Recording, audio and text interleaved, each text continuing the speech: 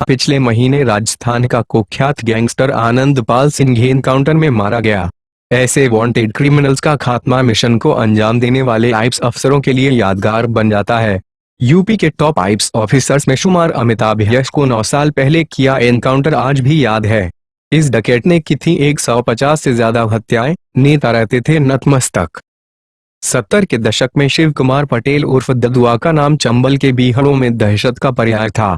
करीब 30 साल चले ददुआ के आतंक का आलम यह था कि अगर किसी को प्रधान, विधायक और सांसद का चुनाव लड़ता होता था तब उसे एक मोटी रकम चढ़ावे में चढ़ाना पड़ता था। आईपीएस यश के मुताबिक ददुआ ने 150 से ज्यादा मर्डर्स को अंजाम दिया, जिसमें से कुछ ही पुलिस रिकॉर्ड्स में दर्ज हो पाए। विधानसभा हो या लोकसभा, नगर पंचायत हो या नगर पालिका या जिला पंचायत अध्यक्ष और ग्राम प्रधानी, हर चुनाव में कौन प्रत्याशी होगा, इसके लिए पहले ददुआ से इजाजत लेनी होती थी।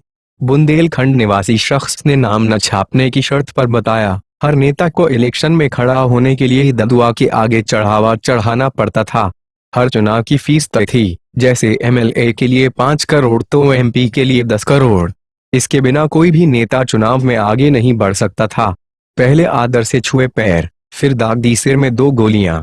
16 मई 1978 की दोपहर एक 22 साल का युवक चित्रकूट के रायपुरा गांव निवासी जगन्नाथ के घर आया था।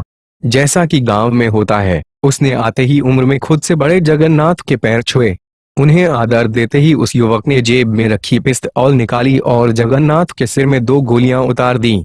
अचानक हुए इस जानलेवा हमले से पूरा परिवार सन्न रह गया। वो युवक बीहड़ का कुख्यात डकैत ददुआ था। यह उसकी जिंदगी का पहला बड़ा क्राइम था। मर्डर करने के बाद ददुआ दौड़ते हुए अपने घर पहुंचा।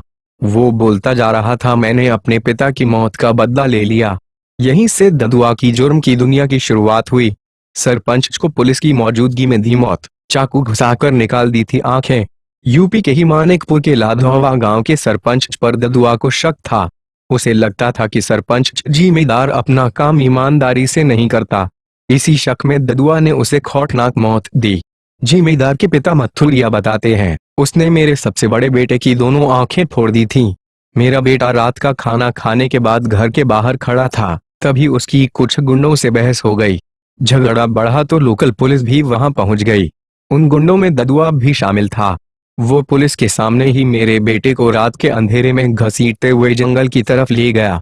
उसके साथी मेरे बेटे को पीट रहे थे और फिर उसने जेब से चाकू निकालकर उससे मेरे बेटे की दोनों आंखें बाहर निकाल दी और थोड़ी देर बाद घर के बाहर छोड़ गया। जमींदार के भाई बताते हैं, वो लगातार हमें धमकी देता रहा कि अगर इस बारे में पुलिस को कुछ बताया तो पूरे परिवार को मार दूंगा। भाइयों की निर्मम हत्या। ददुआ ने लाधौवा गांव के ही 2 सगे भाइयों को बेहद बुरी मौत दी थी।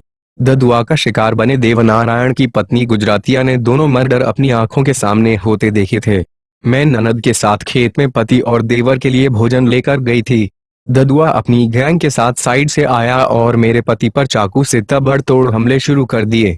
उसने मेरी आंखों के सामने दोनों को मार डाला। यह कहते कहते गुजरातिया रो दी। ददुआ की मौत के 10 साल बाद भी वो उसकी दहशत में जीती हैं।